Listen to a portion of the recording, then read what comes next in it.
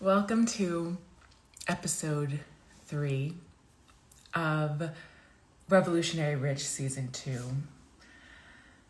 Hello, hello, hello, hello, hello.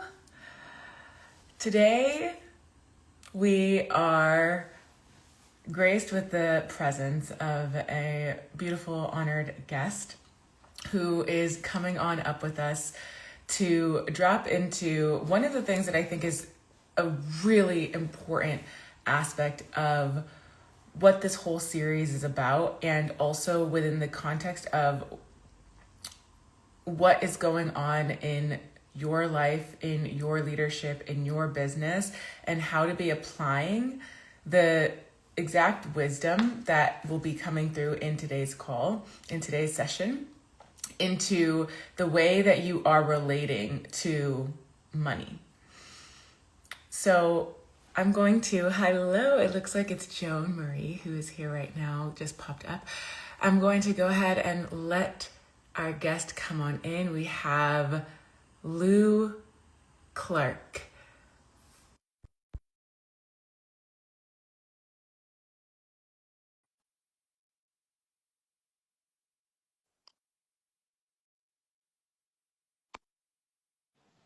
There we go. Hello. Hello. Hi. How are you? I'm good. How are you? I'm so happy that the tech issue is resolved and we're here and we're live and we're in action. Mhm. Mm-hmm. This is good. This is good. Hello, hello, hello to everybody, whether you're watching here live or the replay. I'm really, really excited to be here. I've always thought, like, when you do Instagram, it's funny how it like gives you like enough for your headspace, and you're like, Oh my gosh. Right as you said that, my your, your oh phone, my gosh. your phone went. Yeah, I want more than just her head in the picture, please and thank you. That Okay. is so funny. That was perfect. It's all good. It's perfect. You know what? The one thing with money and wealth is we have to remember we're human. We make mistakes. We create errors. We find errors, and it's just part of humanity and what we do. And the more we learn, the more wealth we will have. Yes, yes, yes, Yeah. yes, yes. So bringing in the money, bringing in the wealth already right from the get-go. Yeah. So for those of you that are new to Lou, Lou is a money mentor. Mm-hmm. And one of the things that I have appreciated about this woman, this leader in our time of getting to know each other is how real you are about money and the way that you make it so tangible and grounded in the way that people can really reclaim a relationship with money that feels so Yeah. empowering. Yeah. And so I want to just open up, this is Revolutionary Rich series. We talk about how you can allow for your work, your business, your mission to be further moved with money.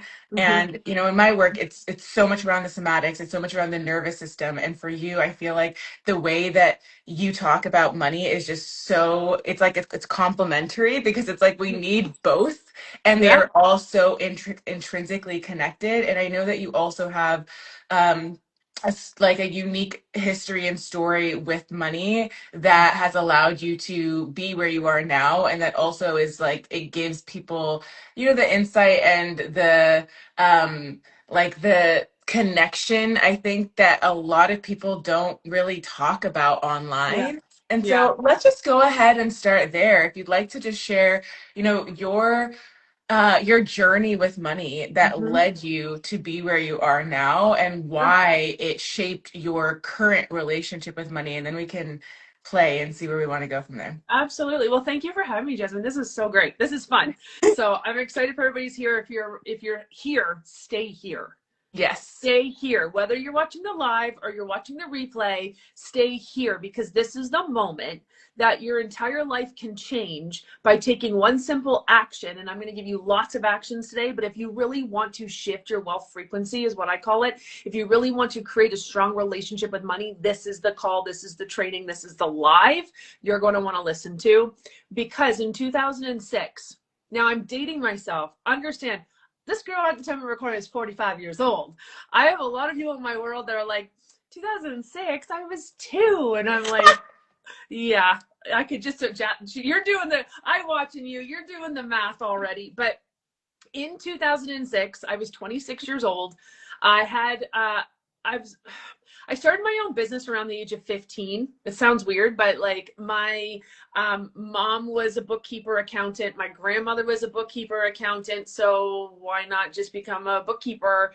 And I started dabbling with that when I was 15. And then 9 years later, 26, I was married. Baby number 3 was on the way, and we had a really good bookkeeping business going. Like back then, we were like doing about $5,000 a month. That was good money. Like minimum wage where I was, like at that time where I live, was probably like $8 or $9. So like, just to kind of give it to you guys in so you can be like have a perspective, and we were doing good. The problem was that I had one client that held 80% of our monthly revenue. Okay, so 4K a month came from one client. And I let them know I was pregnant. And they asked me to come in for a meeting, and they told me it was about their accounts payable. And I was like, great, this is amazing. Like, I'm happy to have the weekly meeting that we were having. But that being said, I should back up for just a second. About 3 weeks before, we chose to buy a bigger home across town, so I was closer to this client, because this was pretty much my full-time client. So pregnant, few months pregnant, go out there and think we're doing accounts payable. If you guys don't know what accounts payable is, it's the accounts that you pay. It's your bills. And so I walked in there ready to talk about all this paperwork, and they looked at me and said, actually, we don't think you can handle our workload with 3 children, so you're fired. And I was a miserable mess because and funny enough, they didn't ask me to come to the office. They made me go to their house, which was like an hour in the country. And I just remember crying all the way home, wondering, how am I going to hold this house? How am I going to hold this family? How am I going to hold this baby? Like, WTF. Like, it was harsh. It was really, really harsh. And so at that point, we did everything we could. We refinanced our mortgage. We maxed out credit cards. Because remember, my income went from $5,000 a month to like $1,000. Like you can't. I don't care how good your math is. That math ain't mathin', okay? That math ain't mathin'. And so from there, we maxed out refinance. And then one day we were running late for an appointment, and we decided, okay, let's just get the kids something like at the donut shop or something on the way because we're running late. And at that point, the debit cards failed, the credit cards failed. I ran out to my husband. I'm like, I can't pay for any of this. Like, what are we going to do? And he's like, well, what are you buying? I'm like, I'm buying a muffin and a juice for the kids to share. Like, it's like $2.80. And he pulled out, and he had change, and he had $3. He goes, this is all we got. And it literally was all we had. Yes, there was enough money at that point to pay the mortgage, to pay the property tax, to keep the lights on. But that was it. It was from there, mashed potatoes and ground beef, Kraft dinner, you guys call it mac and cheese, peanut butter and jelly sandwiches, and trying to figure it all out. I tried the Dave Ramsey method. I could not get on the bandwagon of living a scarcity mindset, that I had to give up everything that created happiness or everything to live like no one else one day. So his line is always, live like no one else now, so one day you can live like no one else. And I'm like, I don't want it if it comes with scarcity mindset, because in energetics, that does not help you.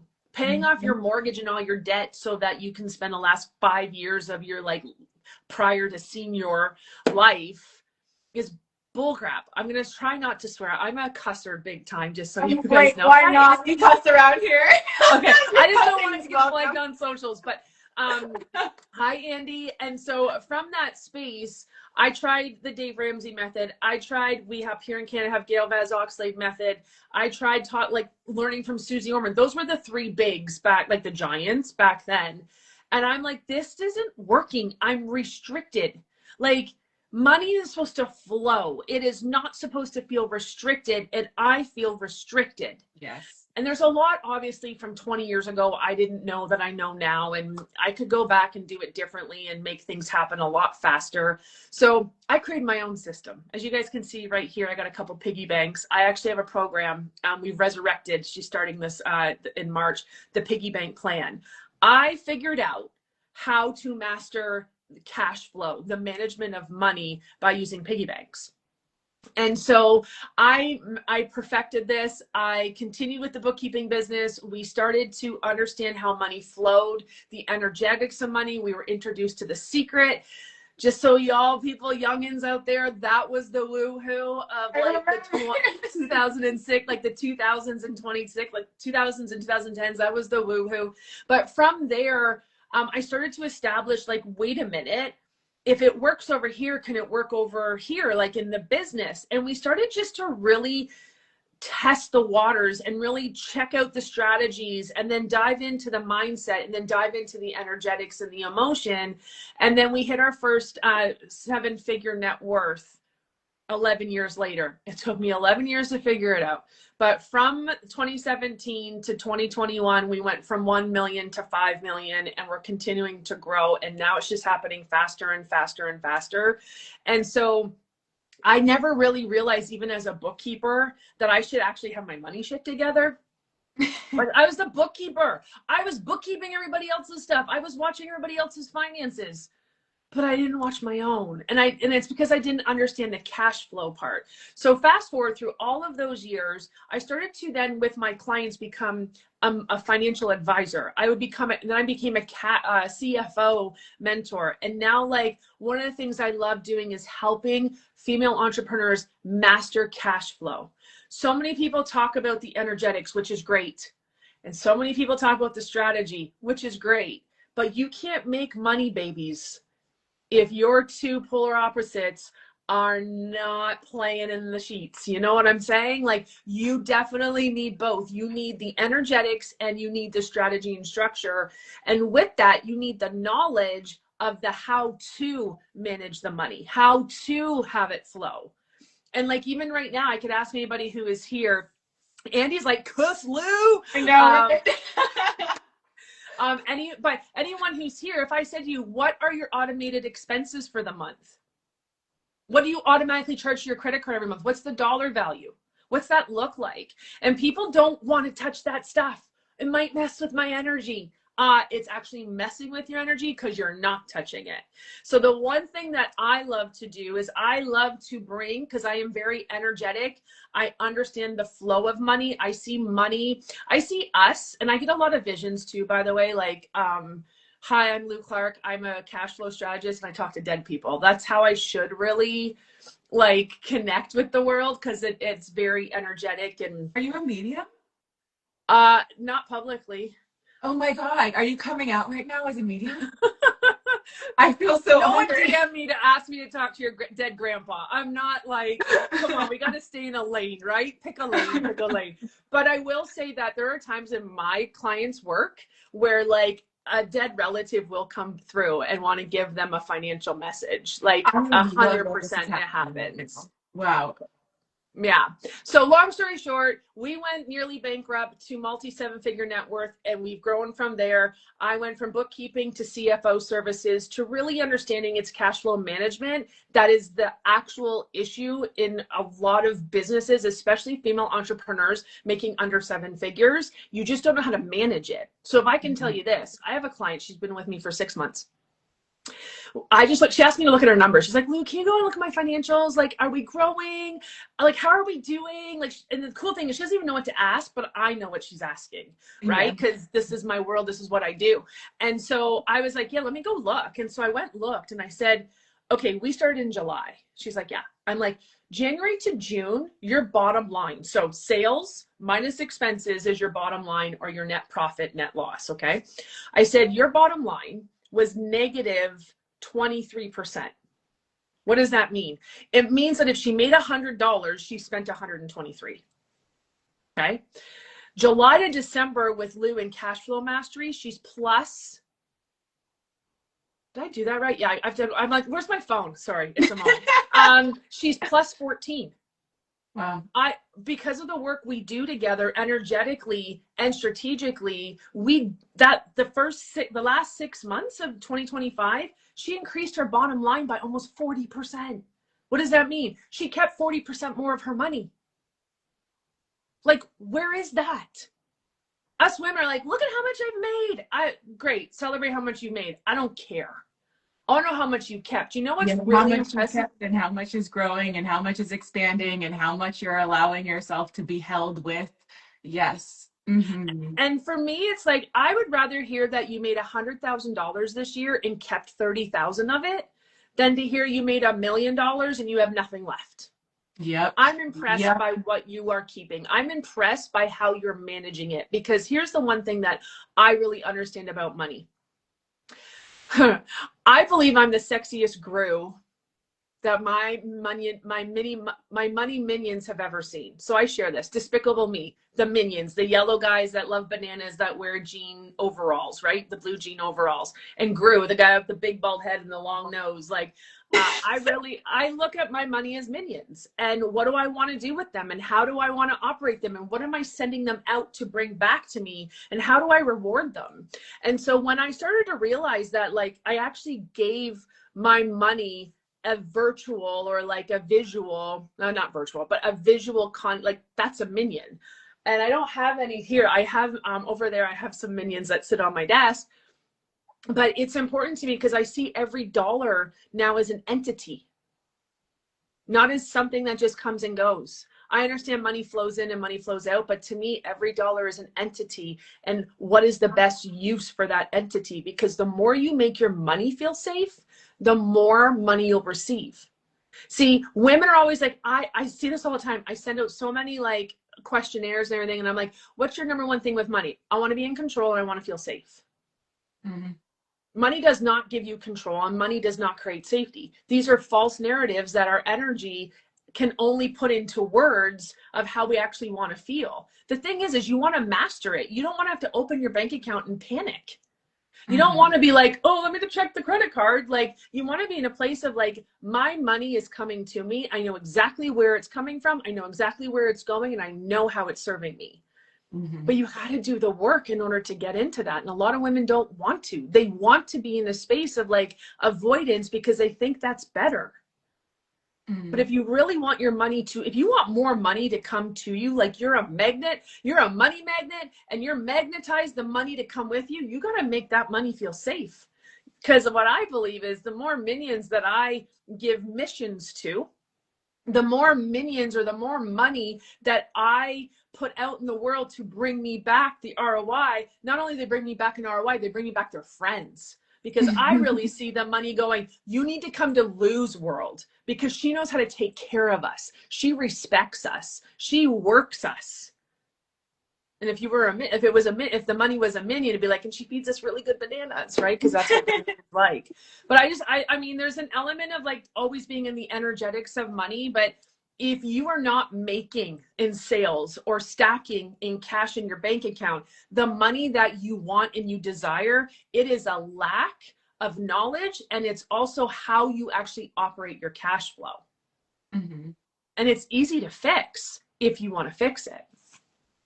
This is okay, I love this. I love that we're going really deep into the energetics and like the mastery of cash sales and getting really intimate with money. And there's a piece that I want to go deeper into. But first, I'm curious with your journey. You're speaking about how there was this period of time that was so significant and where your income drastically declined. Mm-hmm. And I know I sure as hell have been there, and I've also gone through like the periods inside of my life, and I'm sure the people who are listening here, maybe you've had some semblance of this inside of your business or some semblance of this inside of your life where you're really shifting outside of a relationship with money, where it's like you go from expecting a certain amount to expecting so much more and expecting like more than enough. And so Mm-hmm. I'm curious with you, what would you say was like a pivotal point in your business where when coming out of bankruptcy Mm-hmm. and coming out of that place of like not having like literally not having, into like I like act like not the energetics, but the scarcity mindset, but like literally not Yeah. having, um, into like allowing the sales flow, allowing the cash Yeah. flow to go through like a massive expansion. Because in my work, I really talk about like opening your nervous system capacity, rewiring your somatics around that to shift your relationship with money so that Yeah. it comes in. And Yeah. with you, I know that, the way that you approach money and the way that you teach it and the way that you coach it, um, it has so much more to do with like the actual business as well, like business Mhm. strategy and things Mhm. like this. And so, yeah, let's go ahead and dive into that piece. Well, I'm going to give you the answer that you're probably not expecting. Okay, I love it. I stopped focusing on the money. Ah, The money is literally just residue of what I do. See, I've shifted my narrative, I've shifted my programming, I've shifted my vision on who am I helping? How am I changing the world? How am I making that person's world a better place? What am I leaving behind? Can someone say I left their, like when I leave their life, like when I'm out of their play, can they be like, she left an imprint? Because if I can do all of that, the money flows. But if all I'm focusing on is making money, making money, making money, making money, making money, I'm missing the point. And this is my like, oh, you got me. Like now I'm getting fired up because this is yes. my piece. We all want to make money. I get that. I'm building a $10 million a year business right now. I get it. I'm working hard. I'm busting my ass. I'm shifting. I'm pivoting. I'm changing narratives. I'm reprogramming the computer is what I call it. There's so much happening. But the one thing that changed is when I said, I'm not doing this for money anymore. I'm doing this for a mission. I'm doing this for a moment.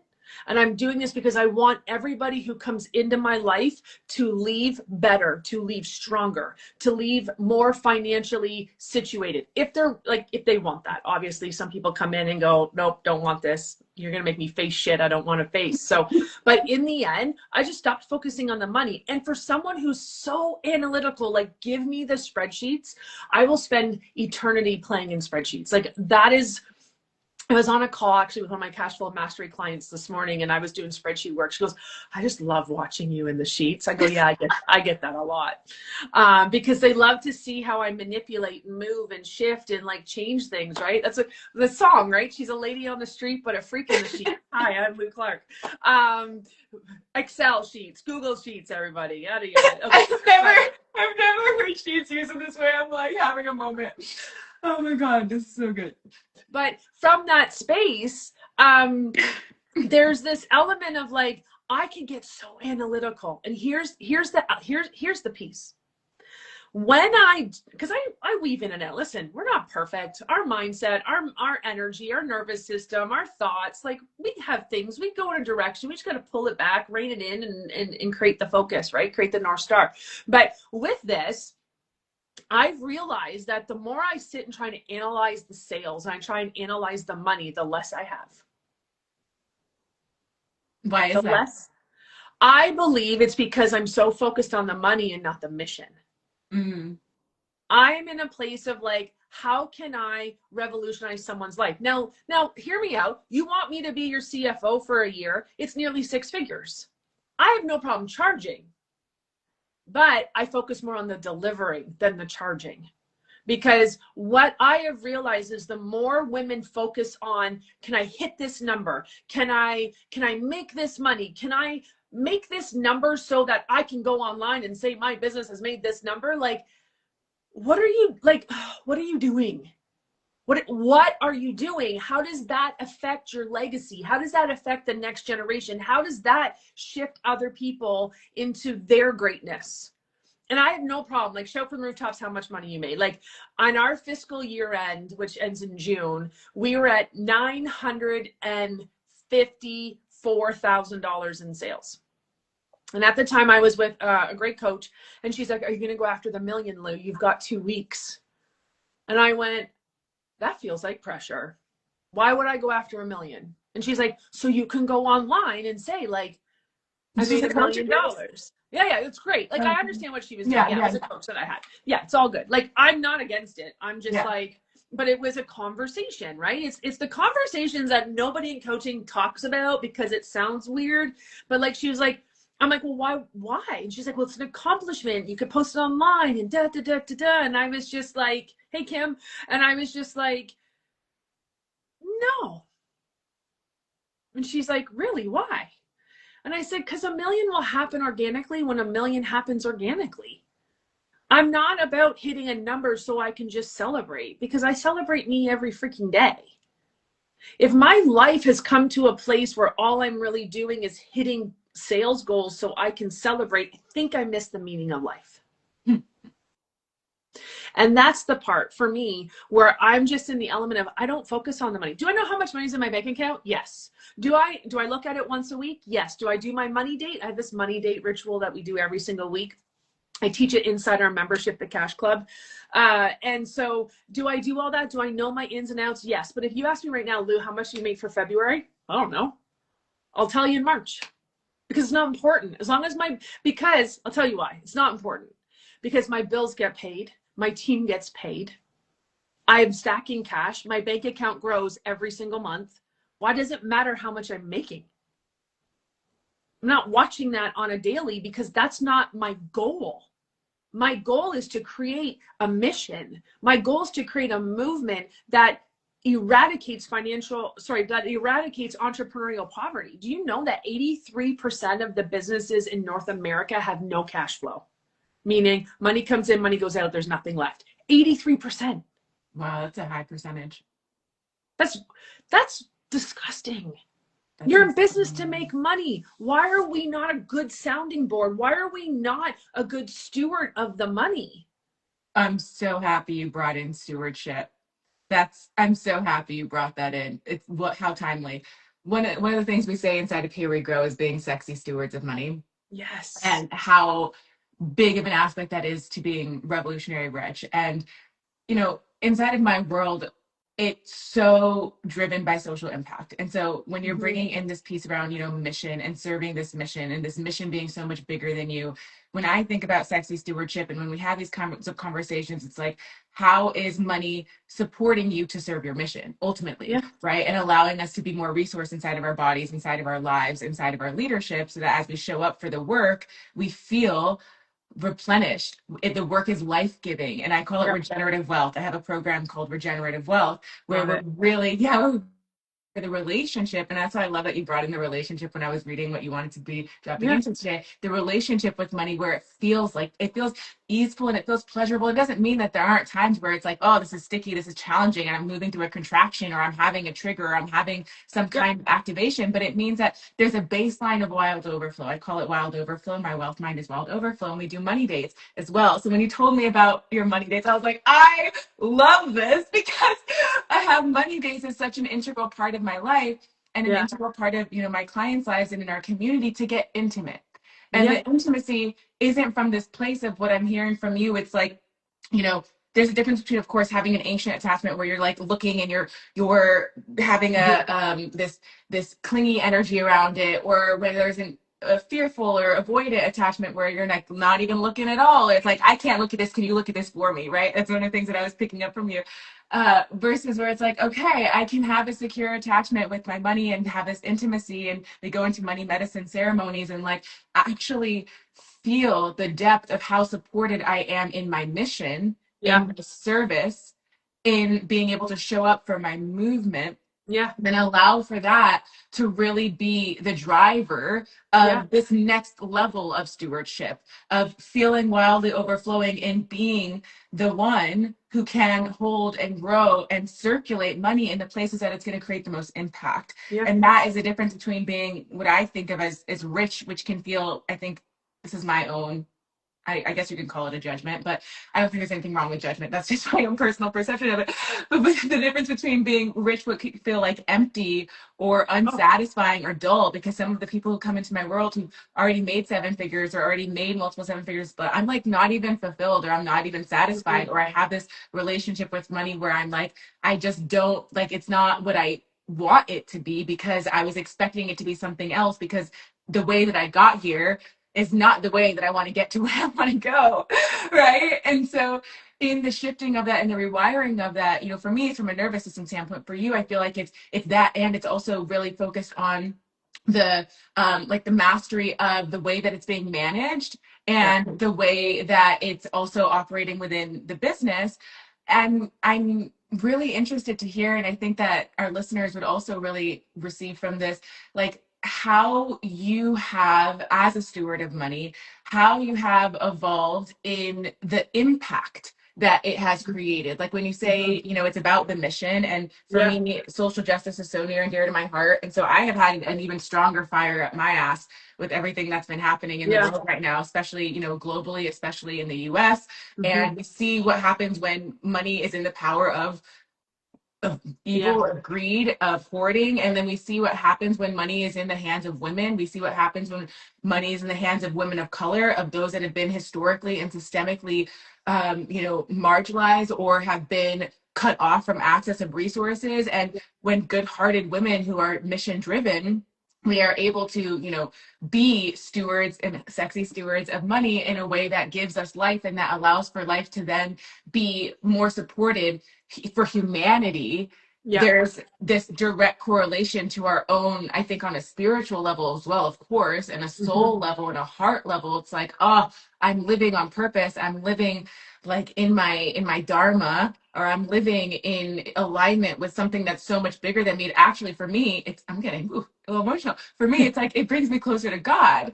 Yeah. And it's like it brings you closer to the divine. And for many of us, I know myself, this might have been your experience, and I know this has been a lot of my clients' experiences. They were in an upbringing or in conditioning or in programming based off of maybe their family or their teachers or movies or books or whatever it is that they started to first develop their relationship with money, where it felt as though like it was bad or wrong because of the way that they were seeing it to get to a certain level of holding and stewarding money and wealth. And then once they've broken past those, I know I have for sure gone through this myself, and I'm curious for you as well. I've broken past like old massive limits and old stories Hmm. and old I say a lot of things I teach around the nervous systems is going like beyond all limits against all odds, because I know that I've gone further than anyone has ever gone in my lineage when it comes to healing and liberating my relationship with money. And Yeah. I'm sure you've also maybe experienced this in your own ways, where it's like there's no woman maybe in your lineage that's ever experienced money in the way that you're experiencing it. I know I sure as hell have.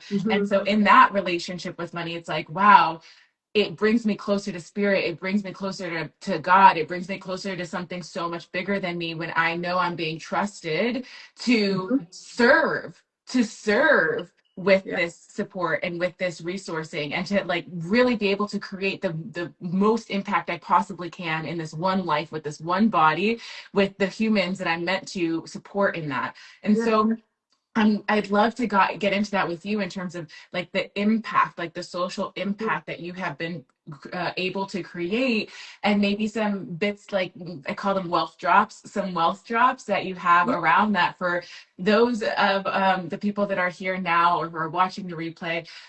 Who are really impact driven, and like how revolutionizing your relationship with money furthers the impact that you're able to create in the world in a way that goes beyond, I say beyond sustainable, but regenerative inside of my life. Because there's, the place where it's like, it's not sustainable. And it's like, this is what's happening here. And then there's a place, and I've been there, like I've lived in my car. I have like counted dollars. I've like literally lived in, like I've taken restaurant food from the serving job and like made it last for as many leftovers as possible, to living just insane dreams that I would have never, ever, ever possibly imagined for myself. And so there's like such different realities, I think, that we Yeah. go through in our relationship with money, that like it shifts our perception of what's Yeah. possible for us, and also what's possible for the people that we are holding and guiding and supporting. So yes, let's go ahead and dive into the way that revolutionizing your relationship with money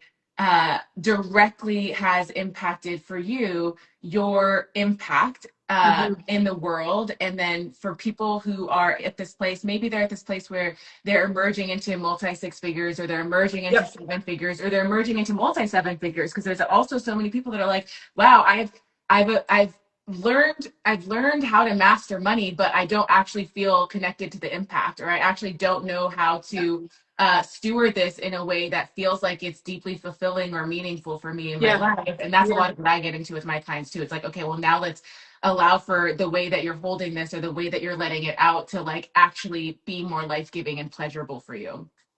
Well, and the reason they're there is because they got there with their head and not their heart. Mm, mm, It was all about hitting the goal, the aspiration, the dream of making seven figures, da da da, or building a business that can hold, da da da, whatever it is. But there wasn't heart. I mean, I'm not saying there's not any heart in it, but it was more about the drive and the determination to get to point A versus how is this feeling. You know, interesting. I was watching a I'm going to give some of my guilty pleasures. I was watching a makeup influencer the other day, and she was like, I've taken a hiatus for the first week or the first few weeks of 2026. She goes, I've been doing this for 6 years, and you know what, I'm not happy. I don't know who I am. I don't know what I want. I sold out. I feel like I have done something I promised myself I would never do, and here I am. And unfortunately, a lot of people who make seven figures, women who make seven figures, a lot of them aren't happy with how they got there. yeah. And it's Yeah. because they didn't lead with heart. They led with head. And that's the one element I would say through my work is we merge the two together. And really with my work, with my private clients, I am the head for your finance. Go and do your mission. I'll let you know, because the way I do my work, I can see 8 to 12 months down the road financially where we're going. I will tell you if there's a situation, right? And so from me to say like some of the impact that my business, my work has created was to now allow female entrepreneurs to stack more money, to make better choices, to then impact their missions, impact their world. Like to me, when I say like my business creates generational wealth, I don't mean just for my kids. I'm talking about all my clients. Mm-hmm. And I am not close to my parents. I don't have relationships with my parents for a lot of the reasons that you were saying earlier. And what I can tell you is a lot of people who are carrying the belief systems, the programming that they learned from their parents or grandparents, we have to get to a space, and I teach this a lot, but we have to get to a space and understand that's their luggage. That's not your luggage. You're carrying their luggage on your journey. You're carrying their beliefs, their systems, their programming as luggage. I don't know if anybody out there has had kids, or if you've had to travel through an airport with all your kids and all your luggage. You don't want to take anybody else's luggage with you. Like, I'm not carrying my luggage, their luggage, everybody else's luggage. No, I carry my luggage. And the one thing I realized is a lot of my patterns, a lot of my programming, a lot of my money stories were my parents. Yep. And I adapted it because I didn't know different. And the impact that I bring to the world is I teach you different. I teach you different because you are not your parents' mindset. You are not your parents' programming. And in the end, you want to make multi-6, multi-7 figures, and yet you're carrying the programming of your parents who maybe made $100,000 a year. Like, Yep. are we thinking properly? Yep. Yep. Like, And what? this is what's revolutionary about it too. You know, like in the somatics world, I'm sure we've probably heard this before, like the encodings and the beliefs and the stories that we receive in the womb, they go back 7 generations. And so what, has been passed down through our mother's lineage has gone 7 generations back and will go 7 generations forward from us. And so part of the revolutionary work in that rewiring of the relationship with money, and then like creating your own story and then living in the story that actually is it's serving you just as much as it's serving others, because we're connected to all of that. And sometimes we forget ourselves, and part of that is like letting that, then the generational wealth that goes with that, the tangible piece, I think is of course so imperative. And it's also like the qualitative piece that is so directly interconnected with the tangible piece of like having that intimacy, having that presence, having that spaciousness, having that freedom, having the agency, having the choice, having the sovereignty in a world where those rights and privileges are actively being stripped from so many people. Yeah. There's two messages coming through right now. I'm going to try and divide them and divide and conquer, but I'm going to share them quickly. Yes. Number one, you mentioned like being in a place of like scarcity mindset, living out of the car, making food stretch. Girl, I've been there. I know. And there's that mindset. Then we move, and sometimes we move really quickly to the living the dream and how do we get here? And oh my God, this is everything I've ever wanted. But the one issue that I've seen so many times is people start on the low realm, the frequency. They get into this, what I call the wealth frequency. They make the money, but they don't have the knowledge or the mindset to hold there. And so you'll see women, and if you're in the coaching industry and you've been in masterminds, I'm sure you've heard this a million times, which is, oh my God, last month was an XK month. This month is a lot lower. What did I do wrong? You didn't do anything wrong. You still just brought the mindset you used to have into the frequency that you quickly created, and you didn't actually sit in that space, and you didn't regulate. And so when we try and make money with a scarcity lack, I actually think there's 5 different money mindsets, but we have poverty, scarcity, lack, abundance, and wealth. I do not believe abundance mindset is the top. I've experienced all of them, and to me, the wealth mindset is number 5. But you cannot live and operate in the dreams of the wealth mindset with a scarcity mindset. And so when people are like growing their finances, they need to grow their knowledge. They need to grow on how to manage it. Because I have people come in my world and go, I made $4 million this year. And I'm like, where's the money? They're like, I don't know. And I'm like, okay, this is a problem. And the element, I also think, whether you, God, source, universe, whatever works for you, holler it out. But like for me, universe, I don't believe in testing and all that kind of thing, but I believe we're given nibbles, right? We're given little pieces. And how do you operate with that? Oh, you did well. Let me give you more. Like I see that all the time, because I have clients who go, Lou, like it's my biggest month ever. Amazing. Okay, what can I buy? What can I spend? Let me pay off my credit card. I'm like, no, stop. Please do not pay off your credit card with the influx of cash you just got. Like that is the wrong move. The wrong move. That's a habitual program. Do not pay off your credit card. Anybody who's here, if this is like the wealth drop, if some wealth wisdom, if you get influx of cash flow, do not just run to your credit card and pay it off. That is the worst thing you could ever do. And I love leveraging debt. I'm just saying I use everybody else's money to grow my own. So, but like, there's this energy that we have to understand. If you want to go to the next level, you got to go to the next level, and you can't take your scarcity mindset with you, or your lack, or your poverty. It pops up. Like for me, I'm in a wealth mindset. It pops up a little bit, but then I'm like, shh, like you go play over there. Well, I got this.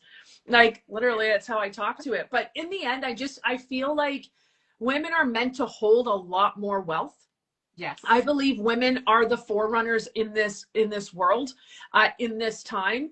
And I also believe there are women out there, and I'm speaking to you who are listening to whether the live or the recording, and you might feel this in the abundance of your bones. You are called to hold a lot more money, to have a bigger mission, a stronger movement, so that you can move mountains through generations. But because you're too afraid to look at your money, you will never hit the level that you are designed and destined to be, because you don't want to deal with what is happening with you, your programming, and your money. We all want to be the best. We want to be the highest. We want to make the most. We want to make change the world, but I'm not going to look at my money. That's the problem. I've watched so many women come into my world the moment they learn how to manage their cash. This isn't about investing. I love when I see all these like incredible women out there, like, let me show you how to invest. Let me show you how to make money. Most people are like, I just like to keep mine. Like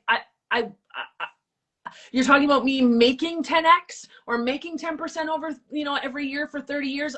I just want to know how to hold it. Like, I just want the basics. That's what Lou really teaches, because if you don't understand the basics, you will never grow into the advancement. There's a reason we go from JK to university, and you can't go to university without going through elementary school.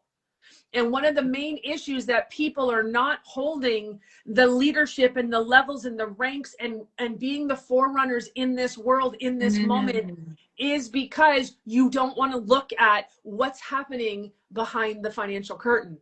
The Mm. moment you shift that, the moment you take responsibility and radical responsibility, the moment you learn what you need in order to make this all work with a strong foundation for you personally and professionally, that's the moment things take off. I watch my clients 3, 4, 5x 2 months after working with me. And they're like, I can't explain it. I'm like, I can. You became responsible.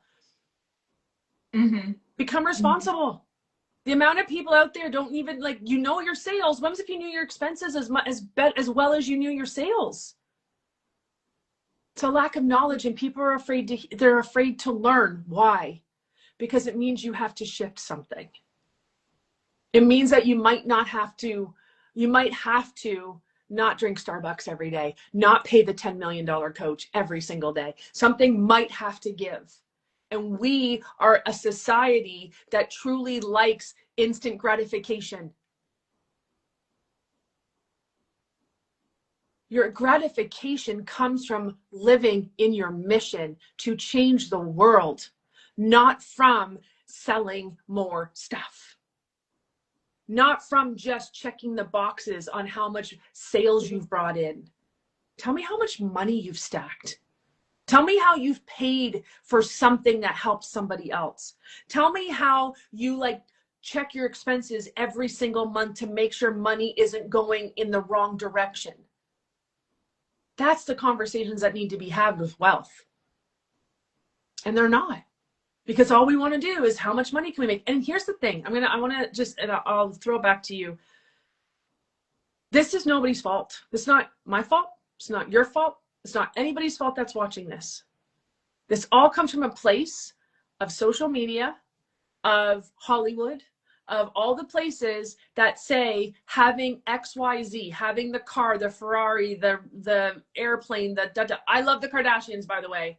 I'm going to say, I'm a big Kardashian fan. But if I watch the Kardashians as if that was my North Star, living in Ontario, Canada, in my incredible studio from my basement, I'm going to make impact, but I'm not trying to be Kylie Jenner, who has beautiful makeup, by the way, but I'm not trying to be Kylie Jenner, who's buying a plane because I need a tax write-off. But what's happened is we are in a society that's the ultimate. What I've realized after being someone who has chased money for so long, thinking that was going to solve my problems, my ultimate was here. My ultimate is I can open my door from my studio. My husband of 30 years, we've been together for 30 years, is sitting out there, and I can spin him around on his office chair, and I can sit on his lap, and I can tickle him and kiss him, and we just laugh and we have a great time. That's wealth. Yes. That's wealth. I can take the morning off and go for a drive and have deep conversations and do what I need to do. That's wealth. I'm not chained to a desk trying to make more money. I love money, and money loves me. But I love me a little more, and I love my happiness more. And I'm at a point where I'll tell you, January was one of the quietest months I've ever had financially, but I know exactly why, because we're in a big pivot. And I can see it. I stopped selling. I'm like, I gotta back it up. We're building this big company. This will not support the money and the people that are coming in. Let's back it up. Let's rebuild it. Let's see where it goes. But guess what? I was never phased. I was never overwhelmed. I was never in scarcity. I was never in panicked. Why? Because Lou stacked her cash, because she knew that this day was going to come where she would then need to have to pull from savings and be totally fine with it. That's what's important. Not how am I going to get the next sale? And then that money comes in, and it's gone faster than it comes in. And that's the shift that needs to happen. So when we can master our cash flow from a strategic element, we then can shift into the energy, which then becomes the mission and the motive and the movement that we're doing in the world that brings us more money. Mm. So good. So good. This was fun. So good. So fun. This is fun. So fun. Oh my goodness. Well, I want to talk for days, but I can't believe it's already been an hour. Like that was really, Almost, really, yeah. really fast. Yeah. And um, yeah, I just want to echo this piece and really anchor it in here because I think that, what you call the wealth mindset, Mm-hmm. which I love. It feels like it goes so hand in hand with what I call the wild overflow state in the body. So, like Okay. the wildly overflowing state of being open to receive, letting yourself hold, letting yourself grow, letting yourself steward, and then coupled with the wealth mindset. And then in that relationship with your business that really lets it so that you can lean back and still have that trust, that security, the stability, and the reverence. I think is also a piece of it, like this reverence for yourself and your body and your quality of life and your beingness, and the relationships in your life, your husband, your children, your partners, your family, your like being able to be in your own body in a way that allows you to like really have the spaciousness in the way that you're thinking, the way that you're responding, the way that you're being, without having the old programming and mindset of, you said scarcity, poverty. What was the third one there? So you go poverty, Poverty, lack, poverty, lack, lack, poverty, scarcity, lack, scarcity, abundance, wealth. abundance, wealth. Yes, yes. Okay. And So so, let me just do this, Jazz. Let me do this really, yes, really fast yes, so please people do don't go it. like, what are you talking about? So poverty is the place of like, it's not enough. It's never enough. Don't spend any money. Like it's never going to be this way. Like I can't do that because I'll never have more. Like it's just cut off. Okay. It's poverty. People know what that is. Okay. The lack mindset to me is, okay, hold on a second. If I spend it there, I won't have any to spend over there. So I'm not spending it. Okay. Scarcity is, oh, let me spend it. I'm going to just, invest in the coach. I'll do the thing. This is great. And go, oh my God, was that the right move? Oh my God. Like, hold on a minute. And they have a panic moment because the money went out. Then they go, wait a minute. I think I can make more. Right? That's the difference. So poverty is like, there's nothing. Lack is, well, if I spend it here, I can't spend it over there. Scarcity is, let me throw it out there. Oh my God, I just threw it out there. What am I going to do? Abundance is, it's okay to just come back to me every single time. I'll just keep spending because the more I spend, the more comes back. But the more I spend, and I'm like, that's abundance. I sat there for a hot minute and I'm like, this I don't like. It's like money comes in and I put it back out. Money comes in and I put it back out. Wealth frequency, or what I call the wealth mindset, is more like, ooh, money comes in. What do I do with it? How does it operate? How do I get the ROIs? How do I change the world? How do I use this in my mission?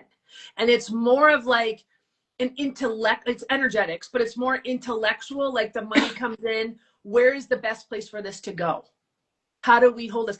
And I also find with the wealth mindset, we're not afraid just to hold money to hold money. Like people will say to me, like Gus here, you guys can see him a little bit in the blue. When I done the piggy bank plan for years and years and years, in 2023, I opened him at Christmas. We had $18,000 inside of him. And the first thing was, You said $18,000. Well, I guess yeah. hundreds are small. Yeah, no, he's big. Gus is really big. He's a Okay, big yeah, boy. I see now. Okay, he's still got some in there. But yeah, we had $18,000 when we opened them. He took us to Vegas, which was fun. And people are like, $18,000, if you would have put that in investments and compound the interest, blah, blah, blah. I'm like, what I learned from putting 18K in there far outweighs as an ROI than the 10% I would have made in an investment.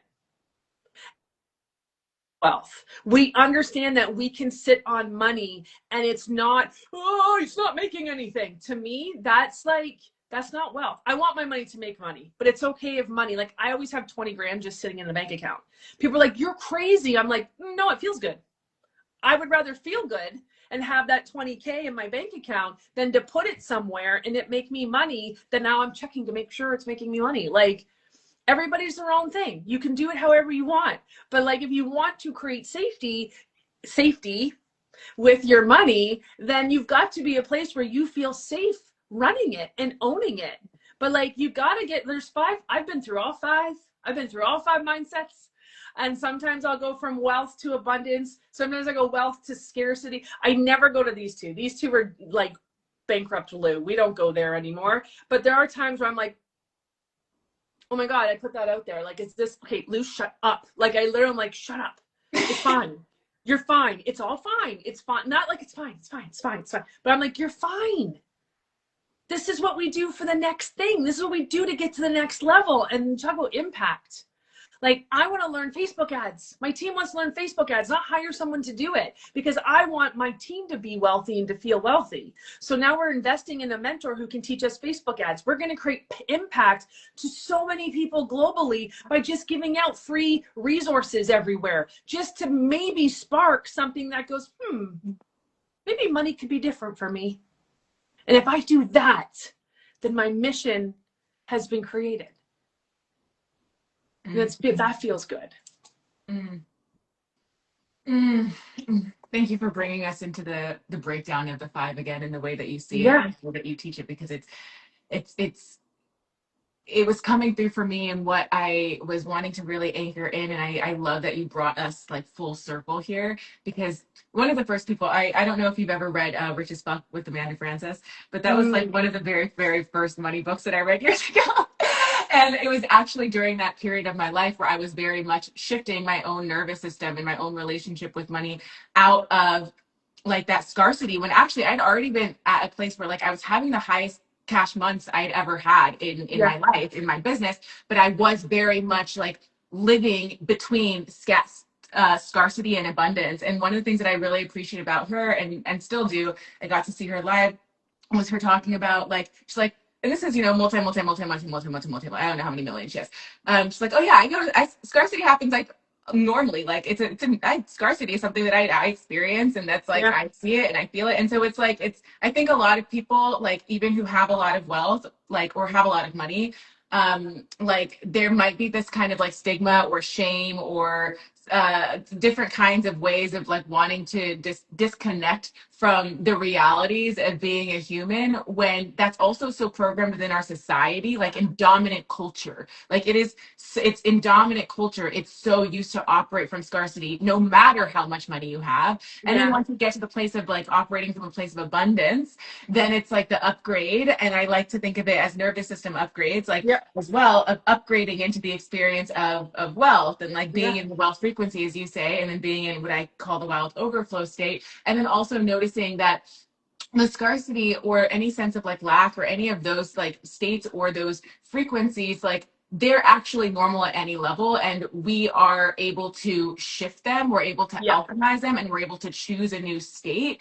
and then anchor into that new state as the new baseline, and then calibrate. And this is going back to that big journey that I was like, oh my God, this is so much, but also my body didn't know how to hold it. My body didn't know how to feel like free or safe with it or liberated with it. My body didn't know how to XYZ. And then that's where I think your wisdom and your medicine and your work is so, so, so important when it comes to like the management of it, because I had to teach myself. Like I didn't have, I had all of the free resources, and that's what I really, really went into. But I don't think had at that point in time like the knowing of how imperative that was going to be later on down the road to like become financially literate. And I started getting, that's where I started my money dates, my money medicine ceremonies. That's why it's such an integral part of my world, because I'm like, it changed the game of like, okay, knowing how much is coming in, knowing how much is coming out, knowing how much is being held.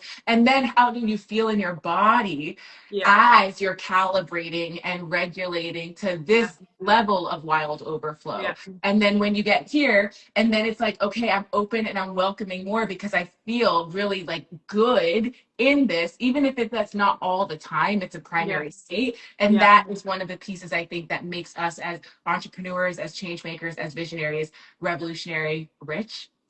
And I would love for you, one of the ways that we close our episodes is we speak into what is it right now inside of your life that is feeling the most revolutionary rich for you. Whoa, that's a good question. Okay, so we have decided, we being a team, have decided many different things in our business, and one of the elements that keeps being brought up to me is the source of definitely bringing the message. Sorry, my hair is driving me nuts. Okay, there. It was stuck in my hair is stuck in my necklace.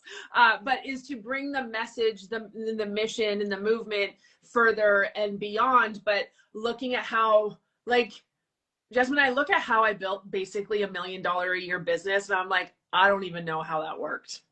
Like literally, because like I was just like no automations, no nothing. Like it was just, oh, okay, you want the link? Okay, here you go. And like in 2024, I did 1,059 Zoom calls in 2024. Whoa. That's And all. I didn't count 2025, but I knew come like November of 2025, we need to shift. And so for me to say like, where do I feel revolutionary rich right now is in this pivot. And we're taking a lot, instead of doing everything so high ticket, we're bringing everything down into super mid and low level, like low ticket, to be able to give people more affordability and more access to the trainings to me. And like even right now, the team's working on 11 different lead gens that we're going to put out completely free, because I want the message to go out there. We have so much to share. And my lack mindset comes in, or not my lack, my scarcity mindset comes in sometimes. So I'm like, oh my God, this is really good training I did. It's an audio of 30 minutes. We should sell it. And the team's like, no, we're giving it away for free. And I'm like, right, yes, we are giving it away for free. Like there's this element where like my team will, like my husband will be like, Lou, we don't need the $10.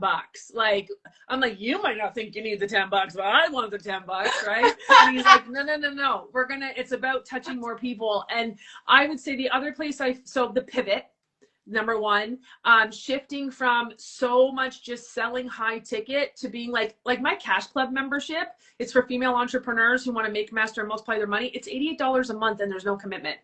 Like it's a no-brainer, and we're together 4 times a month, like super no-brainer. So we're doing things like that instead of like, oh, you want me to be your CFO? It's a 2-year waiting list. Oh, you want me to be your money manager? Oh, okay, well, it's $80,000 a year. Like we're bringing, like there's things that are still obviously available, but I'm also 45.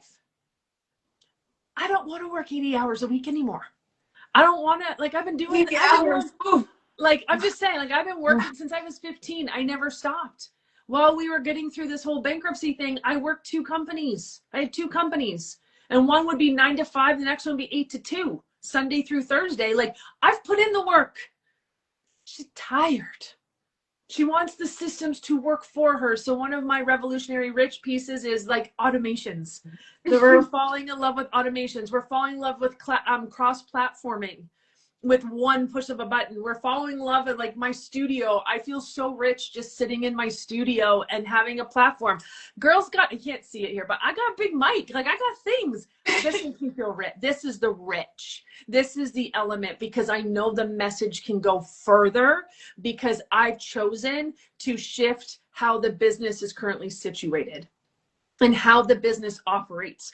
I would say that's the revolutionary rich. And then I would also say, feel extremely rich in my marriage. Like we've been together for 30 years, and I just feel like we fall in love again every single morning when we wake up. And I'm just really happy and honored that I have a man who can like just keep me on the path of where we're going, and he reels me back in, but also pushes me harder than any human I've ever met. And then also right now, my current mentor, which I feel like is going to be our lifetime mentor, he's great. He sees me so much, I'm going to say bigger reach than I ever thought possible. And like, he was like, Lou, what's your North Star? I said, XYZ. He's like, you're not thinking big enough. And I was like, shit. So I really do believe it's the relationships of the people that I choose to surround myself with, who just want us to win, because they know the message behind this. This isn't a Lou thing, right? Like this, I get to be delusional, and I get people who help me go where we need to go. And the relationships are what is the rich piece right now. And that feels really, really good. Yeah.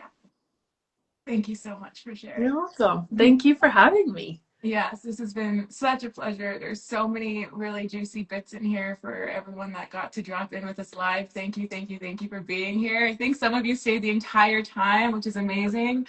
And if you're watching the replay, I'm happy that we're here with you in the Yeah. replay. Just let us know, inside of the comments here, what really landed for you, what Mhm. resonated, what maybe opened up or sparked something, maybe something that you're feeling called to take action in. Oh, yay, I'm so happy you stayed for the whole Awesome, hour. Jeanette. And Awesome.